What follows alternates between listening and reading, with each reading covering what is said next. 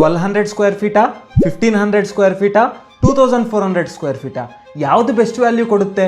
Correct answer ಜಾಸ್ತಿ size ಅಲ್ಲ, ನಿಮ್ಮ ಲೈಫಿಗೆ ಸೂಟ್ ಆಗೋ size. 1200 square feet first time property ತಗೊಳ್ತಿದ್ದೀರಾ, ಬಜೆಟ್ ಲಿಮಿಟ್ ಇದೆಯಾ? ಫ್ಯೂಚರ್ ಅಲ್ಲಿ ಒಂದು ಕಂಫರ್ಟೇಬಲ್ ಮನೆ, ಸ್ಮಾಲ್ ಓಪನ್ ಸ್ಪೇಸ್ ಅಂದ್ರೆ 1200 ಸ್ಕ್ವೇರ್ ಫೀಟ್ ಸಾಕು. 1500 ಸ್ಕ್ವೇರ್ ಫೀಟ್ ಇದು ಮೋಸ್ಟ್ ಫ್ಯಾಮಿಲೀಸ್ ಚೂಸ್ ಮಾಡುವ ಸೈಜ್. ಯಾಕಂದ್ರೆ ಮನೆಗೆ ಸ್ಪೇಸ್ ಇರುತ್ತೆ, ಓಪನ್ ಏರಿಯಾ ಇರುತ್ತೆ, ಫ್ಯೂಚರ್ ಎಕ್ಸ್ಪ್ಯಾನ್ಷನ್ಗೆ ಚಾನ್ಸ್ ಇರುತ್ತೆ.